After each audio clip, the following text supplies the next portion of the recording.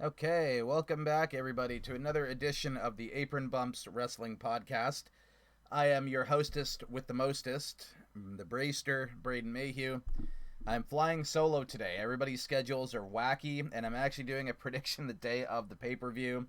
I apologize for doing this, but it had to be done because I had two midterm exams on the exact week of the go-home show to this pay-per-view, which would have been this past Wednesday on Dynamite that just aired midweek last week, and I had two exams to write this week, and I have a term paper that is due Monday that I got finished yesterday and handed in 2 days ahead of time. I used Saturday to really finish up that assignment. I've been working on it off and on for about 2 straight weeks, and I finally finished it off yesterday.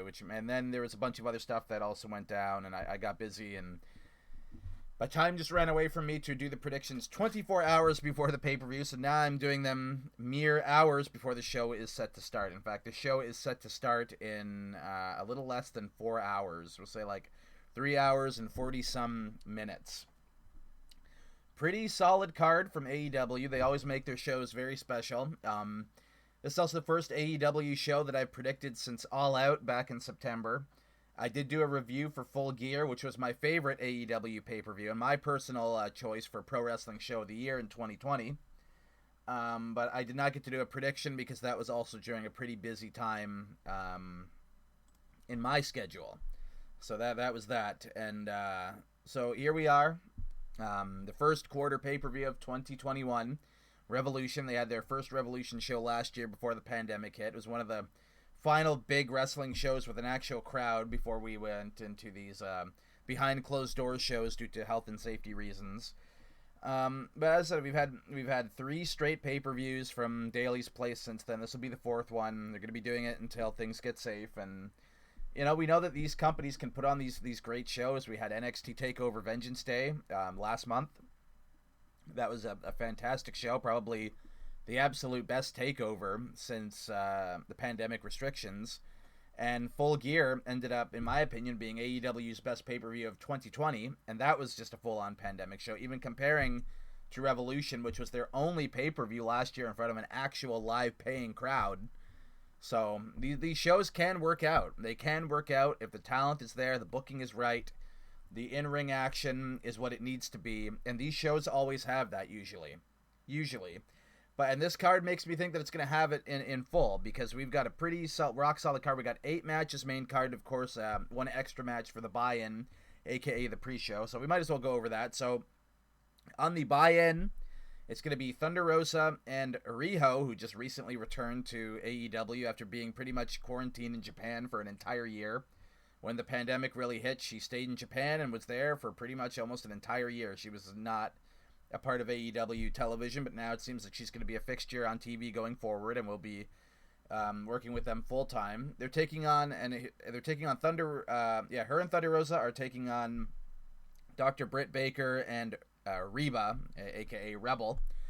And this is interesting. I mean, I would have thought, maybe one of these girls was going to be challenging Shida for the women's title, but they ended up going with the Japanese side, ending up winning the whole thing, and we'll get to that when I talk about the women's title match. But I thought Thunder Rosa, Riho, and Britt Baker were top candidates to challenge Shida on the show and to win the actual tournament. As I said, the U.S. side did not win at all, and who was the one who made it the farthest on the U.S. side? Freaking Nyla Rose. Of course, right? So here we have these 4 women on the buy-in. Should be some pretty good stuff. I mean, I might tune in to see if my stream's working and all that sort of stuff, but usually, generally speaking, I do miss these pre-shows, but I will give a little bit of a prediction. I think here you're going to see Thunder Rosa get some bit of comeuppance on Britt Baker and Reba. They kind of been a thorn in Thunder Rosa's side for the last month or two, and Riho just recently returned, and she lost to Thunder Rosa in a second round match on the U.S. side of the tournament. So maybe to give her a little oomph, they're going to have her team with Thunder Rosa for a victory. I say that the babyfaces win this pre-show tag match. It should be some pretty good stuff, but I can't imagine it's going to be anything to really write home about. Like, if you miss it, you're not going to miss match of the year or anything like that. Like, that's how these companies do this stuff. They put in some stuff on the pre-show that is either somewhat interesting or whatever, but it's just to kind of test the waters and all that sort of stuff. And usually, I mean, compared to even main card matches, they don't even really get a whole lot of time either, which doesn't really help. But I mean, all four women are very talented, and whatever time that they have, I'm sure they'll make most of it. But it's a pre-show match. It's not main card stuff, so it's the buy-in. But I predict the babyfaces to pull off the win in that one. The next now I gotta just kind of guess the order of the card. So now we're hitting main card territory. So I'm just gonna jump to a guess and say that the face of the Revolution ladder match is going to be the actual opener for the main pay-per-view card. That is Cody Rhodes versus Scorpio Sky versus Penta El Zero Miedo versus Lance Archer versus Max Caster versus a mystery participant that will be named when they make their entrance. When they come out for the match, that's when the whole world will know who this mystery opponent is going to be. So this match is pretty well chock full of baby faces. So you got Cody, who's, pretty well one of the, the stronger baby faces on the AEW roster. You've got Scorpio Sky, who's a babyface member of SCU. You've got Penta El Zero Miedo, who's a part of Death Triangle, which are basically being positioned as babyfaces since Pac's return last month. And you got Lance Archer, who's somewhat of a heel bully, but he's also been fighting, more dastardly heels like Kenny Omega's crew as of late and kicking ass with, other people more vile on the roster. Eddie Kingston being an example of the person that Lance Archer is butting heads with, and Archer was kind of the babyface in these exchanges as of late. So he's got these big man tendencies, but he hasn't really been positioned as a villain as of the last few months on AEW television. And then you got Max Caster, who is a 100% rapper heel, but he's a tag team dude. Him and Anthony Bowens are the Acclaimed, and they're a tag team. They decided to give Max Caster a shot in this ladder match. We'll see how he does. We'll see what he can do with the opportunity. But I would say all four baby faces have a much stronger chance than this one tag team guy that's in this ladder match, which makes me think that they're going to pull a Brian Cage here. So last year at Double or Nothing, Brian Cage made his AEW debut in the Casino ladder match, which was the opener for Double or Nothing in 2020. And he went on to win that ladder match and establish himself and become the number one contender. Although for this ladder match that Brian Cage won, it was to earn the number one contendership to the AEW World title. Whereas this ladder match is to earn a shot at the TNT title, which is currently held by big-time babyface superstar Darby Allin. So I can't really see any baby faces really winning that, with Darby being the champion. So I'm thinking that whoever this mystery sixth competitor is, it's going to be somebody who's going to be positioned as a heel, and they'll be put over in the same way that Brian Cage was where this is their debut match with AEW. It's for a future TNT title shot. They win it, and then they're immediately, in their debut, they become next in line to challenge Darby Allin for his championship. As for who that mystery heel signing could be, that's going to be in this mystery AEW participant, I have no real idea. But I think that's probably what they're going to do here again, is they're going to have this mystery person have this big debut. They're going to have, they're going to have some shining spots in this here ladder match, and they're going to go on to win, and they'll be positioned to challenge for the TNT title going forward.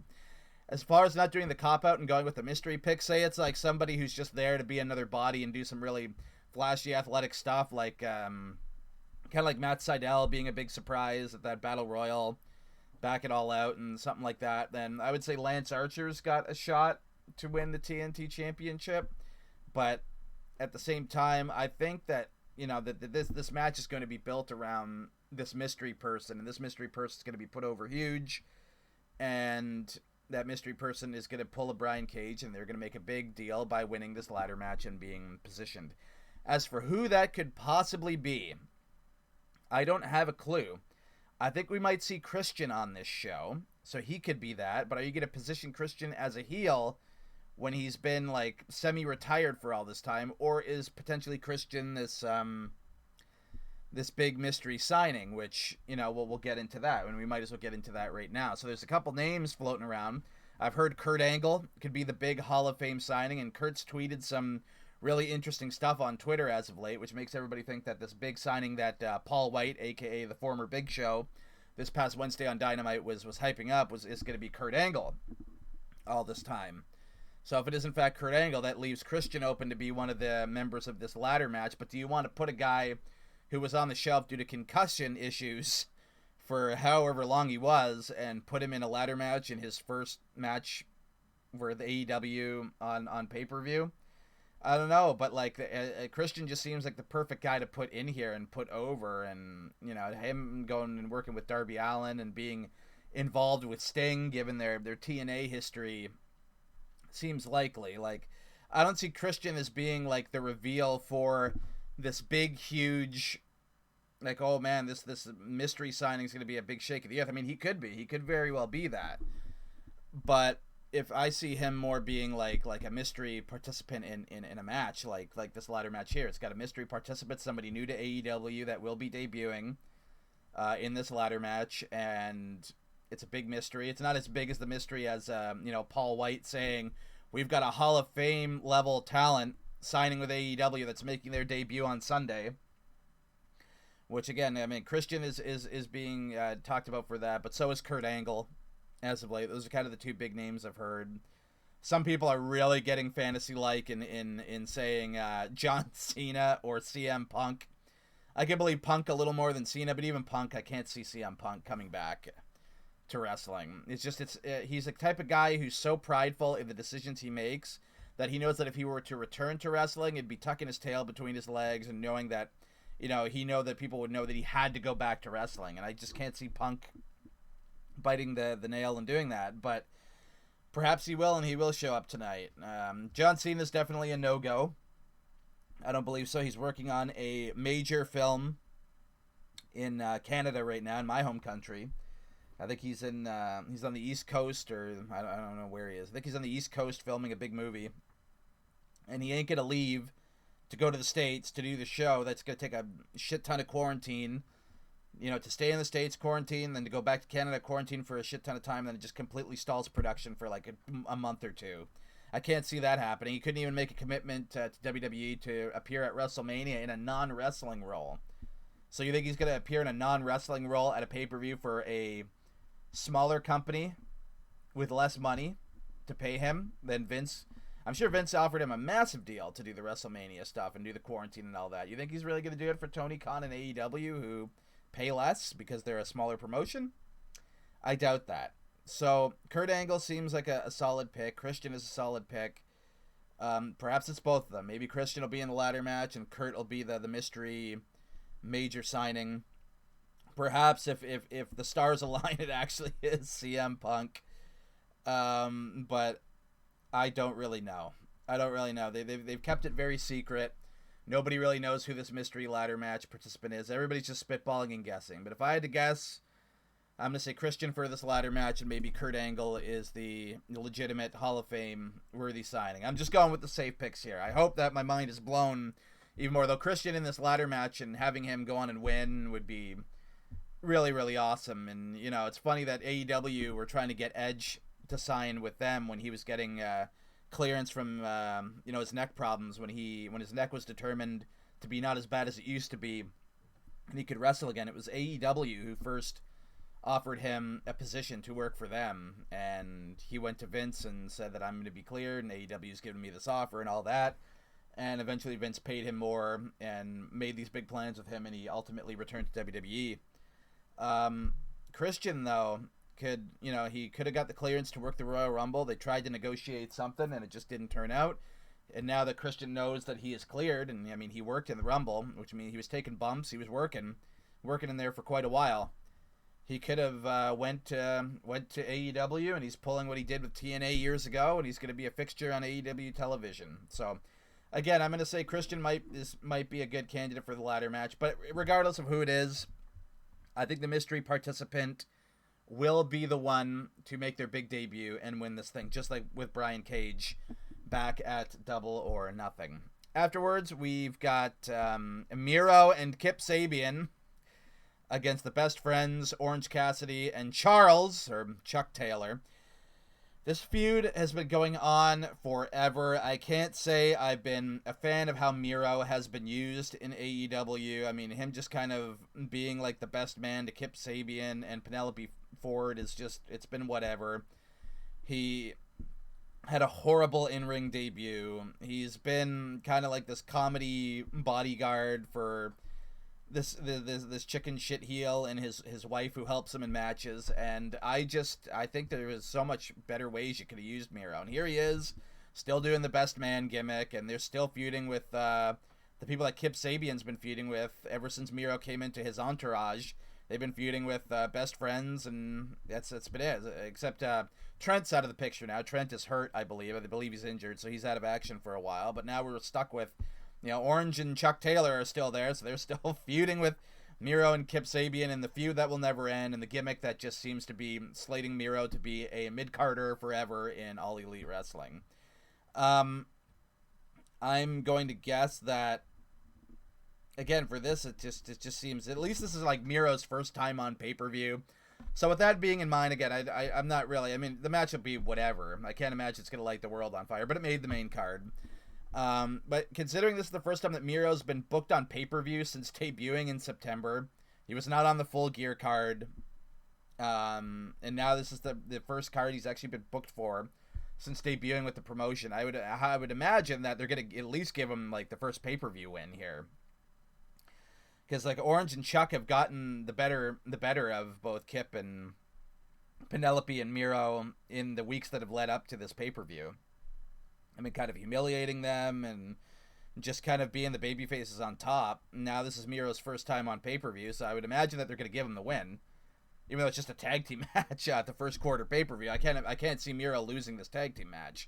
I mean, if he does, then yeah, he's really going to be a mid-carder for life in AEW. But I say that him and Kip pull off the win, and they defeat Orange and Chuck tonight on the main card.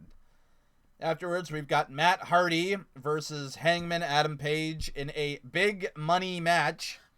So the idea behind this match is that, so the story leading into this was that Matt Hardy he's signed Private Party to this big deal. He's like this big money contract dude. He's signing all these talents to work under Big Money Matt. He's responsible for their careers. He's Big Money Matt, right? Like if they sign with them, he's gonna take their careers to levels that have never been seen before. He's the big manager now. This big talent signing persona he's got going on in AEW. So he's got Private Party working under him. He signed them to the Big Money Matt deal, and then he wanted to get Hangman Page to sign with his big money contract. He wanted Hangman Page to sign with him like Private Party did, and they had a couple tag matches where they beat like a couple heels who interrupted Brody Lee Jr.'s birthday celebration with the Dark Order. It was heat. It was whatever. But they interrupted that, and Matt Hardy was furious that this had happened, and he enlisted Hangman Page to team to face these heels on television, because Hangman Page in the last few weeks has also been pursued by the Dark Order. In particular, John Silver, who we'll get to when we talk about the Casino Tag Team Royale, has kind of been trying to get Hangman to join the Dark Order. They've been kind of trying to enlist the Hangman to become an official member of the Dark Order at the same time that Big Money Matt has been trying to sign Hangman Page as well. So it comes to a point where Matt and Hangman, they win these matches, and it leads to a point where they go to a bar, and Matt fake drinks, but he's actually handing Hangman a ton of drinks because it's part of Hangman's gimmick now. He's the alcoholic millennial cowboy. So Matt keeps handing him these drinks, and Matt is fake drinking, but he's pretending to be drunk. And he's trying to get Hangman as inebriated as possible so that he signs all of his earnings to Matt in this big money deal. So like, all the money that Hangman Page makes will go to Matt Hardy, because Matt Hardy is, his manager of sorts. Like, he's going to take all the income from Hangman by providing moral support or whatever the big money Matt deal means. So Hangman ended up not signing that, and he signed something else to pull one on Matt, because he may have been drunk, but he kind of had an idea that this guy was trying to screw with him. So he signed this thing to where Matt's got to give him money or something, and now it's led to this big thing, and Matt officially turned heel, and attacked Hangman Page, and him and Private Party have attacked the Dark Order from behind. And they're like this. The Big Money Matt group is a heel group, and now it's led to this match where the winner will earn the loser's first quarter earnings for the year. I'm actually kind of looking forward to this one. Matt's character has been pretty great on television as of late, and Hangman Page is I swear this guy's going to be world champion by the end of 2020. I think he's going to be positioned to be the one to eventually take it off of the winner of our main event, which we will get to in just a wee bit. So I imagine that this is just kind of like a stopgap. This is just something for Hangman to do at Revolution as he goes on to bigger and better things in the spring and summer months. So I expect a very good match out of these two, and I definitely expect Hangman Page to get the win over Big Money Matt, earn Matt's first quarter earnings, and move on, and maybe he'll keep kind of flirting around with being a member of the Dark Order, and they keep that story progressing. I wouldn't be surprised if the Dark Order end up helping Hangman win this match here tonight. So I go with Hangman Page to defeat Matt Hardy in the Big Money match and to earn Big Money Matt's first quarter earnings. So I guess you'd earn Private Party's earnings and all that stuff too, right? From winning the Big Money match. I guess we'll have to wait and see. Next up, we've got I would imagine what would be next is the Casino Tag Team Royale, which is a multi-team match. There's a bunch of teams involved. Like Bear Country's involved, the Butcher and the Blade are involved, Top Flight are involved. 3 different teams from the Dark Order are involved in this match. Santana and Ortiz are in there. Death Triangle, Pac and Rey Fenix are in there. There's a ton of teams. It's a whole bunch of teams. And the winner of this Tag Team Royale will get a shot at the AEW World Tag Team titles in the future. So they will become, the winner of this Tag Team Royale become the new #1 contenders to the AEW Tag Team titles. So a lot of teams in this thing, and I'm going to go out on a long shot and say that the Dark Order's Alex Reynolds and John Silver will win this thing. Although there is a good shot that Death Triangle, the team of Pac and Rey Fenix, could pull off the win here. I'm going to go with these 2 dudes from the Dark Order because ever since the unfortunate passing of Brody Lee on Boxing Day last year, John Silver has kind of become the focus of the Dark Order in a sense that he does most of the talking, he does most of the promos, he's the one who's had the interactions with Hangman Page, he's the one who's been trying to recruit the Hangman to join the Dark Order since the unfortunate passing of their kayfabe leader, and he's kind of gotten this like sympathetic babyface thing going on, and all the Dark Order they've all gotten that, but John Silver has kind of been positioned as the key focus ever since Brody Lee's passing. And Alex Reynolds just so happens to be his tag team partner. So it's like, that's who John Silver's teaming with, so he just kind of wins by default.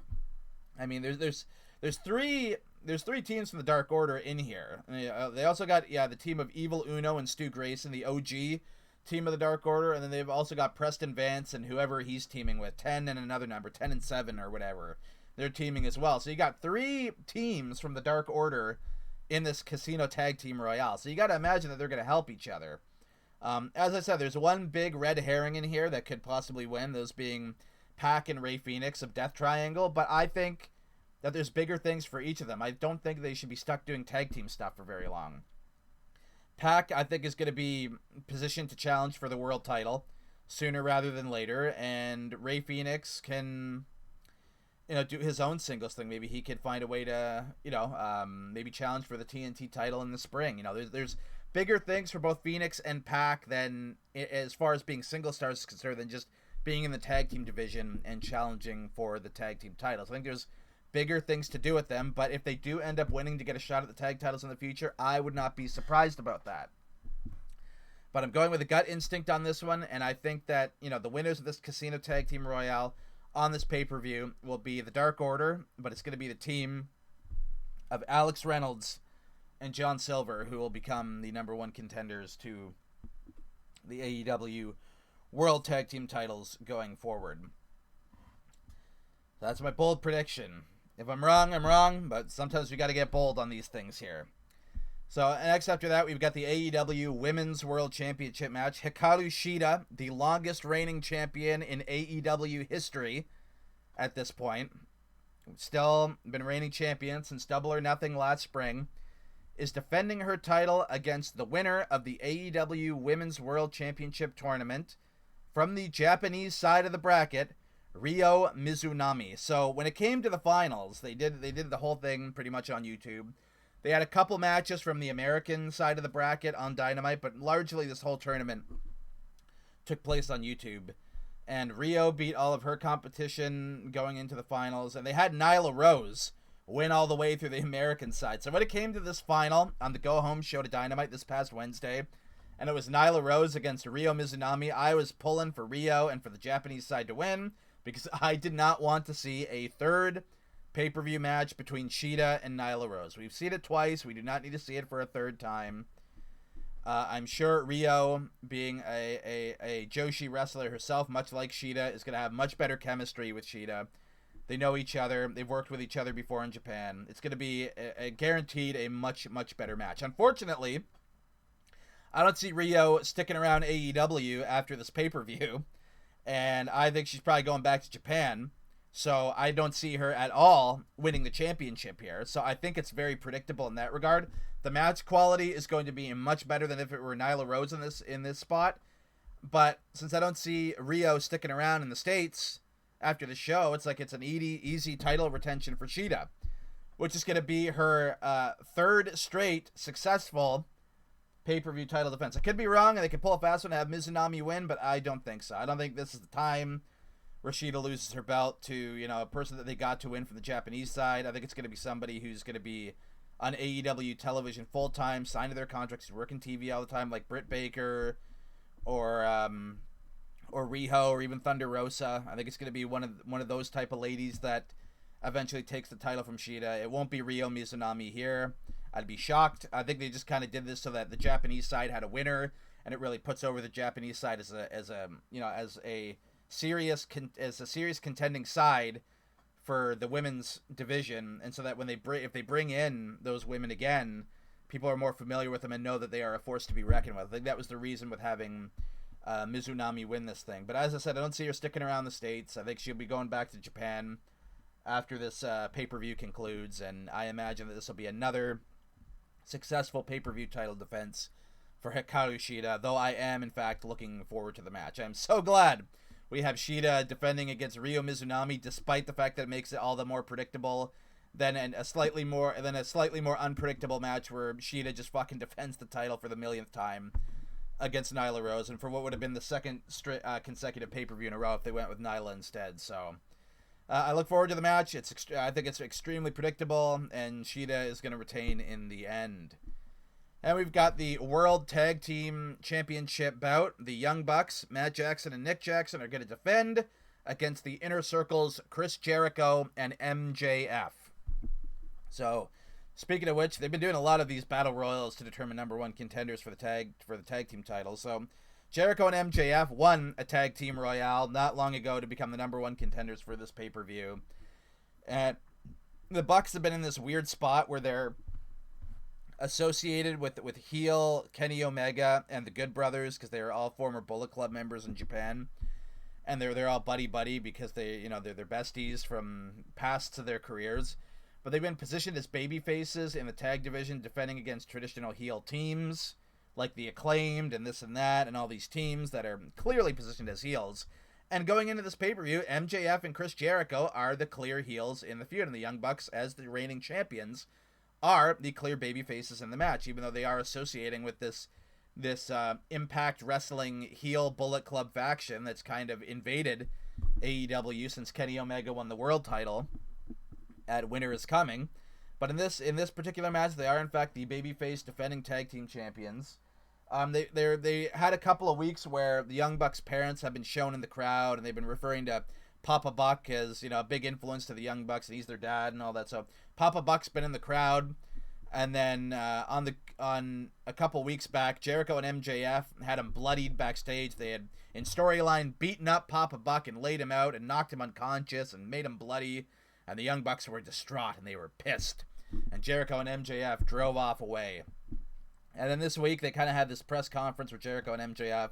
So they plan to win the tag team titles and all that. And the Young Bucks interrupted, and they had a big war of words and all that sort of stuff.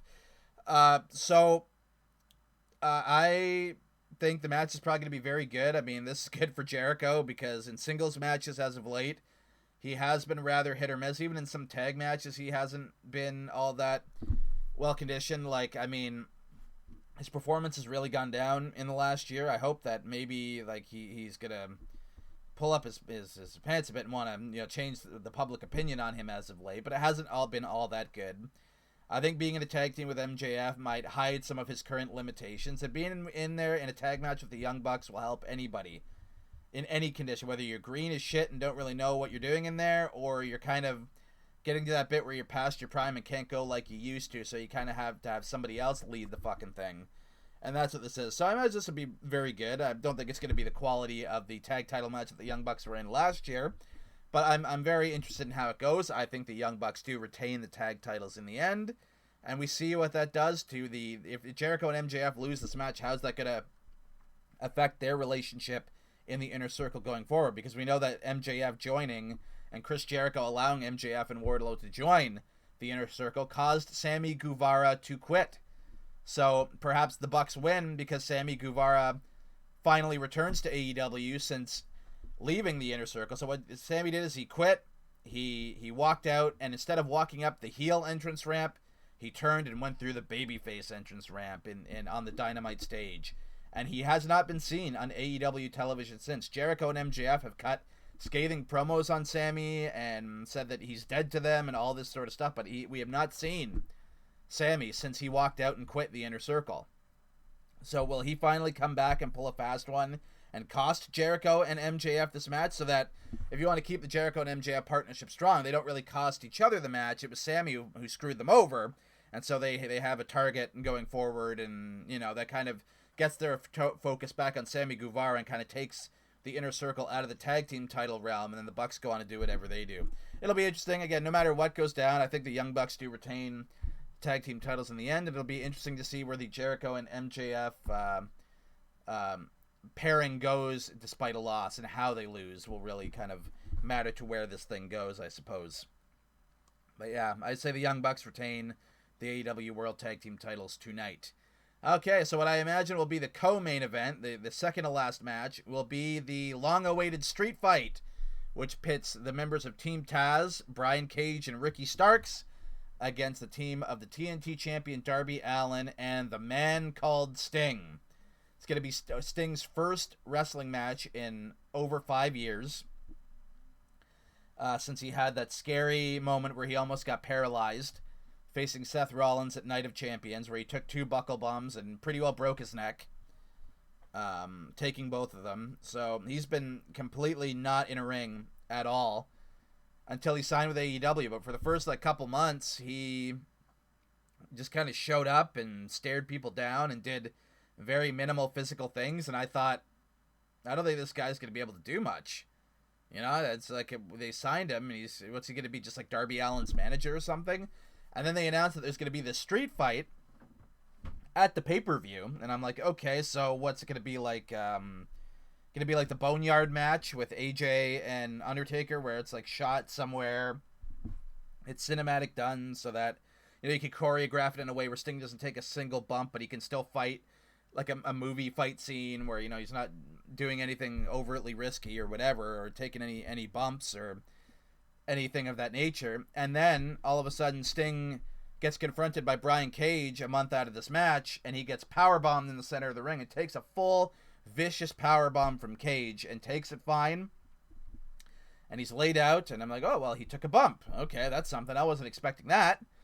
And then in the weeks leading up to it, Sting has gotten more physical. He's attacked the members of Team Taz with Darby Allin. He's hit all his signature moves: Stinger splashes, Scorpion Death Drop, locked in the Scorpion Death Lock on Ricky Starks this week on Dynamite. He's taken bumps, he's performed moves, so maybe it's just like this passage of time.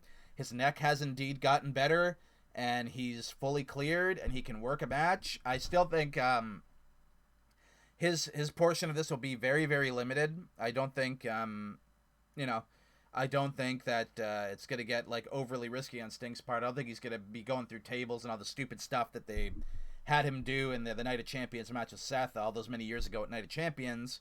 He will do some stuff, but I imagine Darby will take the brunt of it, and Brian and Ricky will be very tentative with Sting and all that.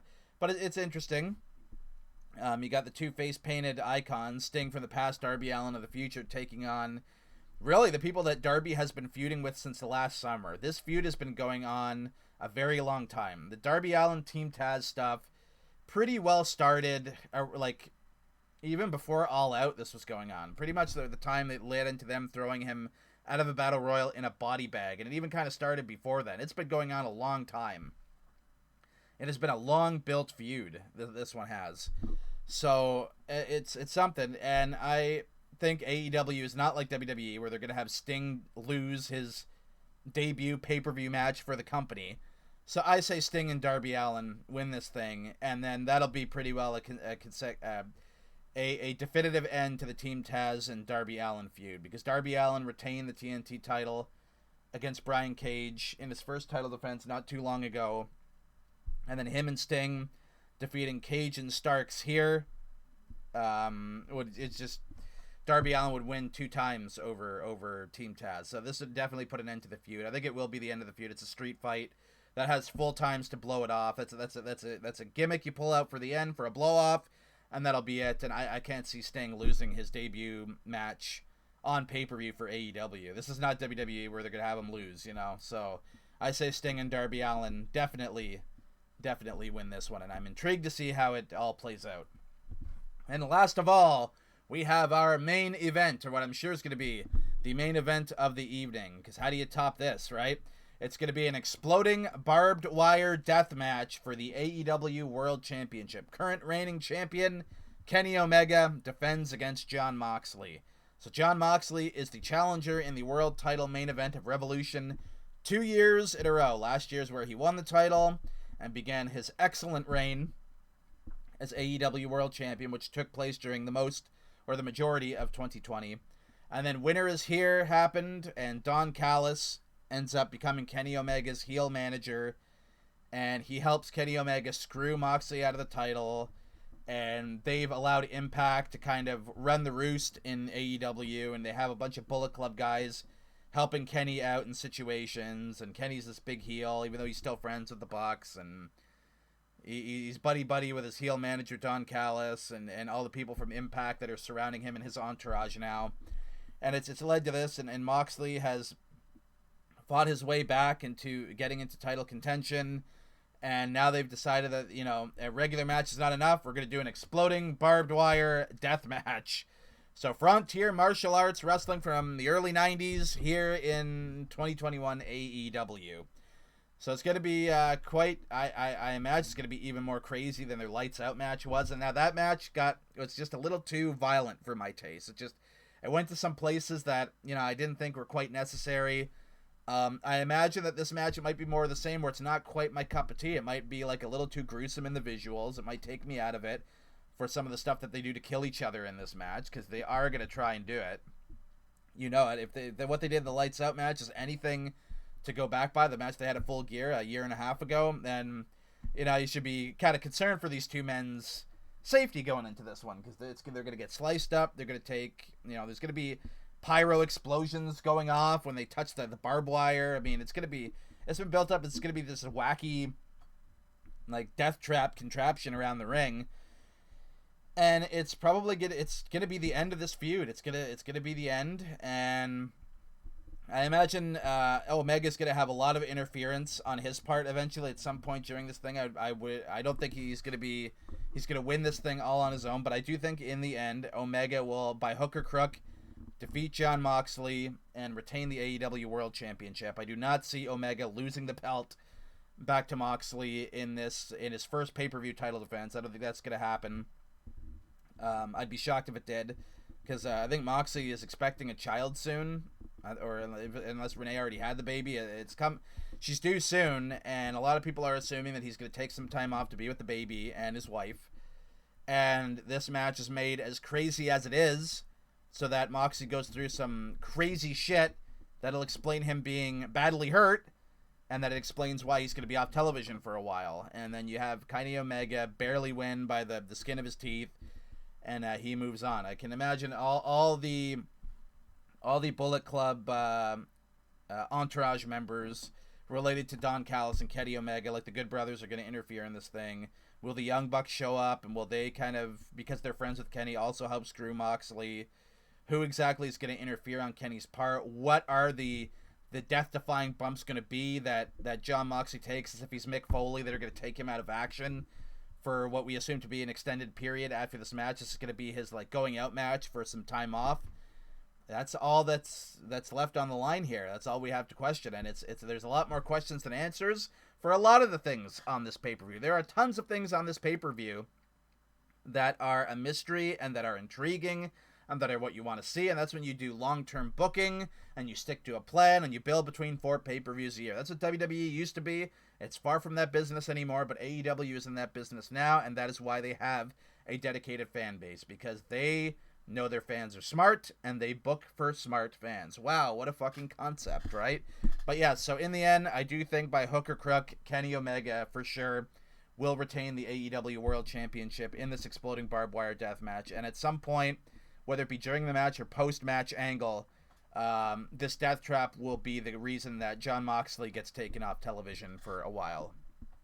I'd be surprised if it doesn't. Like, you got to sell the effects of this match to really make it seem like it was a main event and that it was as dangerous a match as ever been promoted in the States. And if Omega's keeping the belt, then somebody's got to take it and sell this match, the effects of this match, and I think that's going to be Jon Moxley. This will be the last real big job he does before taking off for a bit. So, for all the championships that are on the line on this very card, I don't see a single one of them changing hands. I believe Shida will retain the women's title. I believe the Young Bucks will retain the tag titles. And in the main event, I do believe Kenny Omega will retain the world title. So, and again, to summarize everything, Christian could very well be the mystery ladder match competitor, and Kurt Angle could be the mystery Hall of Fame signing. We will, again, find out tonight. But those are all of my predictions for tonight's AEW Revolution 2021 pay-per-view. Thank you so very much for listening, everybody. I will be back later in the week with my wonderful, wonderful co-host, Mr. Gabe Nozid, to provide a review for the show. Probably between Monday and Wednesday night, you can expect that review to be up. So that's it for me for now, everybody. Take care. Hope you enjoyed listening. Before I go, I'm just gonna do one little pluggaroo here. So we're gonna do that. We'll do this.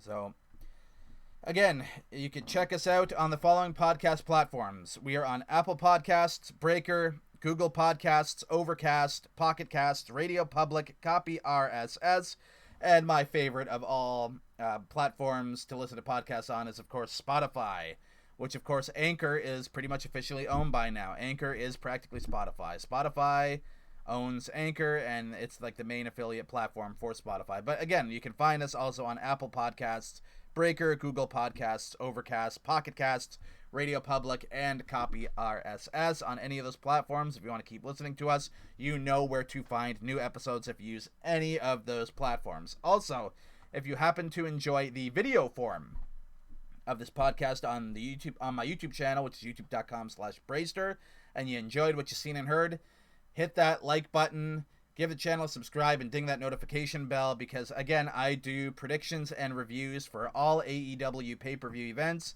all NXT TakeOver events, and the big 4 WWE pay-per-views that happen throughout the year. Those include Royal Rumble, WrestleMania, SummerSlam, and Survivor Series.